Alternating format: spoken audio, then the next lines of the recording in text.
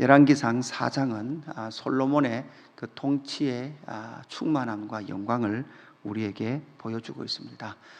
개인 솔로몬이 아니라 하나님의 나라, 그리고 하나님의 나라를 다스리시는 하나님의 영광을 이 땅 가운데 나타내고 있는 것이 바로 솔로몬의 통치입니다. 하나님은 솔로몬을 세우셔서 통치하십니다.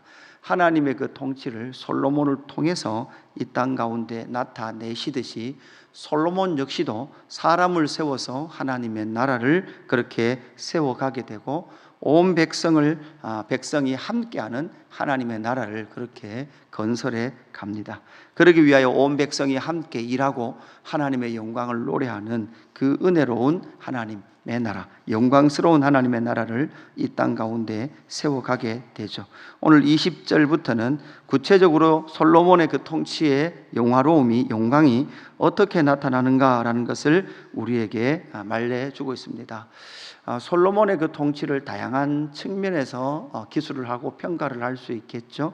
어떤 한 사람의 평가는 긍정적인 평가나 부정적인 평가나 그렇게 다양한 측면에서 평가를 할 수 있지만, 이 솔로몬의 통치를 우리가 읽을 때 그냥 한 사람의 영화로운 그러한 모습을 나타낸 것이 아니라 하나님께서 그를 평가하시고 하나님의 나라의 영광을 어떻게 기술하고 있는가라는 것을 우리는 살펴보아야 합니다. 그뿐만 아니라 열왕기상의 1차 독자였던 바벨론의 포로로 가 있었던 이스라엘 백성들 입장에서 이 솔로몬의 통치의 영화로움을 읽을 때 그들의 마음은 어땠을까라는 생각을 해봐야 합니다. 하나님의 통치의 영광이 솔로몬을 통해 얼마나 충만하게 나타났었는가라는 것을 우리는 1차 독자들의 마음들을 다시 한번 더 생각하면서 이 솔로몬의 통치의 영광의 측면들을 살펴보아야 하죠. 그래서 20절부터 나타나는 오늘 이 솔로몬의 통치의 그 영광을 살펴본다면, 먼저는 하나님의 언약의 성취적 측면에서 살펴봐야죠. 이 솔로몬은 하나님의 언약의 성취를 누렸던 사람이 바로 솔로몬입니다. 오늘 20절 말씀에 보니까 유다와 이스라엘의 인구가 바닷가의 모래같이 많게 되매 먹고 마시며 즐거워하였으며, 21절 솔로몬이 그 강에서부터 블레셋 사람의 땅에 이르기까지와 애굽 지경에 미치기까지의 모든 나라를 다스림으로 이렇게 말하고 있습니다. 이것은 무엇을 말합니까? 솔로몬이 다스리는 영토를 말해주고 있습니다. 그리고 그 백성들의 수를 말해주고 있는 거죠. 이런 단어들은, 이런 문장들은 우리가 잘 알듯이 어디에서 착용된 것입니까? 바로 창세기 15장에 나오는 아브라함 언약의 내용들이 그대로 솔로몬에게서 성취되어졌다라는 것을 우리에게 알려주고 있습니다. 하나님은 이 솔로몬의 통치를 통하여 하나님께서 하나님의 나라를 시작하게 했던 아브라함을 통하여 약속하신 그 모든 언약의 성취로서 솔로몬의 통치가 이 땅 가운데 이루어지고 있다라는 것을 우리에게 말해주고 있죠. 솔로몬의 언약의 성취가 이루어지기까지는 사실 지금 아브라함에서부터 솔로몬에 이르기까지는 1000년의 시간이었습니다.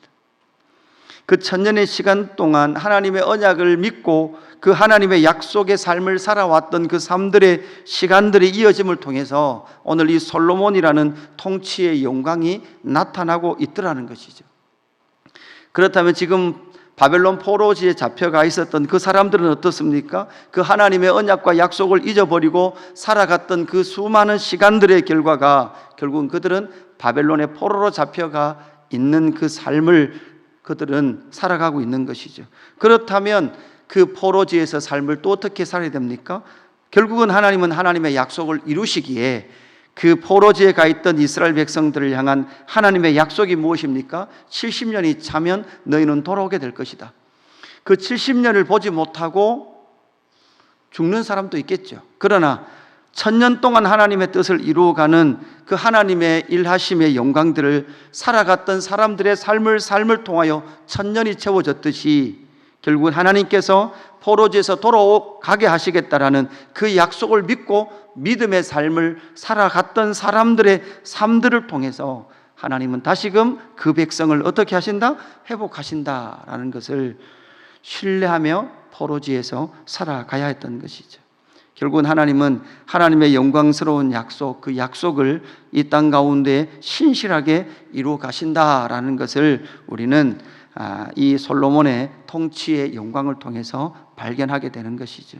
신약의 성도인 우리도 마찬가지입니다. 하나님께서 우리 가운데 약속하셨던 하나님의 나라의 그 영광, 그것을 때로는 내 삶이 답답하고 어려움이 있지만 그럼에도 불구하고 그 하나님의 약속을 믿고 그 삶을 살아가고 채워갔던 그 사람들을 통해서 하나님은 하나님의 언약과 그 약속을 신실하게 성취하신다라는 것을 믿고 나아가는 사람이 신약의 성도다라는 것을 확인하게 됩니다. 두 번째는 무엇입니까? 하나님께서 주신 복을 누렸던 솔로몬이죠. 20절 끝에 보니까 먹고 마시며 즐거워하였으며 이렇게 말하고 있고, 24절 끝에다 보니까 그가 사방에 둘린 민족과 평안을 누렸고, 25절 끝에도 포도나무 아래와 무화과 나무 아래에서 평안히 살았을 뿐만 아니라 27절 끝에 보니까 부족함이 없게 하였다라고 말씀하고 있습니다. 이것은 하나님의 그 풍성하심을 지금 솔로몬은 뭐하고 있습니까? 누리고 있습니다. 먹고 마시고 즐거워하는 그 즐거움이 희락이 그의 안에 있었고, 민족과 민족의 평화를 누리고 있었던 그 샬롬이 이스라엘을 통하여 이 땅 가운데 흘러가고 있었습니다. 그래서 그들은 평안히 살았고 부족함이 없는 그 삶을 살았죠. 하나님의 풍성하신 은혜를 누리며 살았던 것이 바로 솔로몬의 시대였습니다. 결국은 여러분, 이것이 바로 하나님의 은혜죠. 하나님의 복음, 하나님의 영광과 하나님의 통치가 이루어지는 곳은 언제나 이러한 평안과 샬롬이 임한다라는 것은 우리는 이 시대, 오늘의 시대에서도 우리는 경험하고 있습니다. 하나님의 은혜가 임하고 그 하나님의 왕권을 인정하며 살아가는 그 삶들의 모습들은 이러한 평안과 풍성함들을 경험하며 누리게 되는 것이죠. 이 누림은 어떤 누림입니까? 하나님께서 주시는 것이고 비교되지 않는 누림입니다. 절대적 누림입니다. 우리는 자꾸 이런 것들을 누구와 비교해서 생각을 합니다. 비교해서 생각하는 것이 아니라 하나님께서 하나님과의 솔로몬과의 관계, 그리고 하나님과 이스라엘 백성들의 관계 속에서 주시는 그 평안과 풍성함과 은혜를 누리는 그 삶을 솔로몬 시대에 온전하게 그들은 누리고 있었다라는 것을 우리에게 보여주고 있는 것이죠. 포로지에 가 있었던 이스라엘 백성들 마찬가지입니다. 하나님께서 이 은혜를 누리게 하셨음에도 불구하고 또한 깨어져 있는 그 모습들이 극명하게 드러나게 되죠. 여러분, 오늘 우리는 이 말씀을 묵상하면서 신약의 성도인 우리 삶 가운데 깨어져 있는 모습이 무엇인지를 잘 보기를 원합니다. 그것이 그냥 깨어져 있는 삶의 현실이 아니라 하나님과의 관계 속에서, 그리고 하나님의 그 약속의 성취적 측면에서, 그리고 하나님 나라 백성으로서의 내 마음의 그 태도와 삶의 그 태도가 혹시라도 어긋나 있는 것이 있다면 무엇인지를 확인해 보는 방편이 되기도 하는 거죠. 그래서 이 솔로몬의 통치의 삶 가운데에서 하나님께서 주신 그 복을 풍성히 누렸던 이 장면들을 우리는 오늘 본문에서 발견을 하게 됩니다. 29절부터 또 하나 보는 것은 무엇입니까? 하나님이 주신 지혜를 풍성히 누리고 있는 솔로몬의 모습을 보게 됩니다. 29절, 하나님이 솔로몬에게 지혜와 총명을 심히 많이 주시고 이렇게 말씀합니다. 지혜와 총명을 주셨을 뿐만 아니라 또 넓은 마음을 주시되 이렇게 말씀하고 있죠. 이 두 개가 참 잘 짝을 이루고 있습니다. 지혜와 총명은 있지만 넓은 마음이 없으면 어떻게 될까요? 아주 날카로운 사람이 되겠죠. 어떻게 보면 주변의 그 평화를 깨트리는 사람이 될 수도 있습니다. 그렇게 주신 하나님께서 주신 풍성한 지혜를 전쟁을 하는 것에 사용하는 지혜자도 있었죠. 지혜와 총명을 심히 많이 주실 뿐만 아니라 넓은 마음을 주셨는데 그 넓은 마음이 바닷가의 모래 같다. 그러니까 얼마나 마음이 넓은지, 그리고 그 지혜가 얼마나 뛰어난지 그 주변 국가에서조차도 그 지혜로운 자들을 겨룰 수 없을 만큼 그 풍성한 지혜를 가지고 있었던 것이 바로 솔로몬이었다라는 것을 우리에게 말해주죠. 그래서 32절부터 잠언 3,000가지를 말하였고 그의 노래는 1,005편이다 이렇게 말씀하고 있습니다. 그뿐만 아니라 초목, 짐승, 새, 기어다니는 곤충, 물고기에 대한 모든 것을 이해하고 말할 수 있을 만큼의 지혜를 가졌다라는 것을 우리에게 말해주고 있습니다.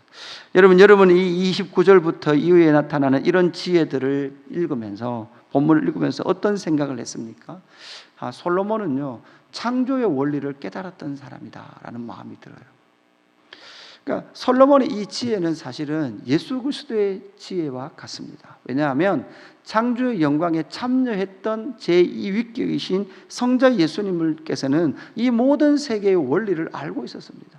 이 모든 세계가 어떤 원리로 돌아가는지를 이해하고 있었습니다. 곤충이 기어다니는 그 원리를 이해하고 있었죠. 레바논의 백항목이 자라는 것과 담벼락에 자라는 우슬초가 어떻게 자라는지에 대한 모든 원리를 깨닫고 있었던 이 솔로몬의 지혜는 바로 창조주 하나님께서 주시는 지혜가 아니면 깨달을 수 없었던 지혜였던 것이죠. 그래서 우리가 이 땅 가운데 살아갈 때 그 모든 이 땅에 경영되어지고 운영되어지는 그 창조의 원리, 그 원리의 어떠함들을 알아갈 때 그것이 바로 진짜 지혜, 참 지혜의 영광들을 누리고 있는 것처럼 예수님께서 그 모든 지혜의 근원은 바로 예수 그리스도를 통해 이 땅에 주시는, 저와 여러분에게 주시는 구원에 이르는 지혜고, 그 구원에 이르는 지혜를 통하여 이 세상을 바라볼 때 하나님의 그 창조의 영광이 만물 가운데 깃들어 있는 것과, 또한 우리 안에 하나님의 형상과 모양이 있었다라는 그 창조의 영광과, 또한 그 창조의 영광을 통하여 돌아가는 내 삶의 경영의 원리들을 깨달아내는 그 사람이 바로 지혜자다라는 것을 우리는 인식하게 되는 것이죠. 내 한 사람의 경영의 원리, 그리고 나를 통하여 가족이 이루어지고 부부가 한 몸을 이루고 그 부부를 통하여 자녀가 태어날 뿐만 아니라 자녀를 통하여 또한 그 가족을 통하여 하나님의 나라인 교회를 세워가는 이 모든 원리들이 하나님의 그 창조의 원리 속에 있다는 것을 읽어내는 그 사람, 그리고 그 원리대로 살아가기를 힘쓰기 위하여 성령 충만을 받아가는 그 사람이 바로 솔로몬과 같은 지혜를 누리는 사람이다라는 것을 우리에게 말씀해 주고 있습니다.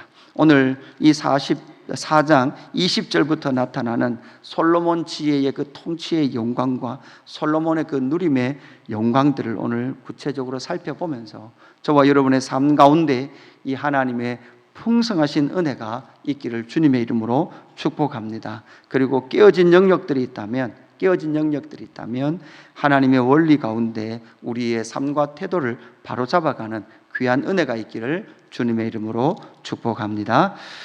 아버지 하나님 감사합니다. 하나님의 약속의 성취로서 그 영광을 누렸던 솔로몬의 모습을 봅니다. 하나님이 주신 복을 누리고 또한 하나님께서 주신 그 창조의 지혜와 온 물질 세계의 그 경영의 원리들을 깨달아갔던 솔로몬처럼 하나님, 우리 삶 가운데 찾아오신 예수 그리스도를 통하여 회복된 하나님의 형상과 지혜를 통하여서 우리에게 주신 구원의 그 지혜와 또한 하나님의 형상과 모양을 통해서 이루어 가실 신약의 그 하나님의 나라의 영광과 이 세상의 경영의 원리들을 깨달아가며 하나님을 찬양하고 찬송하는 우리의 삶이 될 수 있도록 인도하여 주옵소서. 하나님, 이 땅 가운데 하나님의 영광스러운 은혜를 하나님 나타내며 살아가게 하여 주셔서 하나님, 우리의 삶과 우리의 가정과 또한 교회가 하나님의 풍성하신 영광을, 지혜를 이 땅 가운데 나타낼 수 있도록 역사하여 주옵소서. 깊으신 하나님의 지혜가 우리의 입술과 삶을 통하여 나타내며 살아가는 하나님의 사람들, 주님의 몸된 교회 될 수 있도록 역사하여 주옵소서. 감사함을 드리며 구주 예수 그리스도의 이름으로 기도드리옵나이다. 아멘.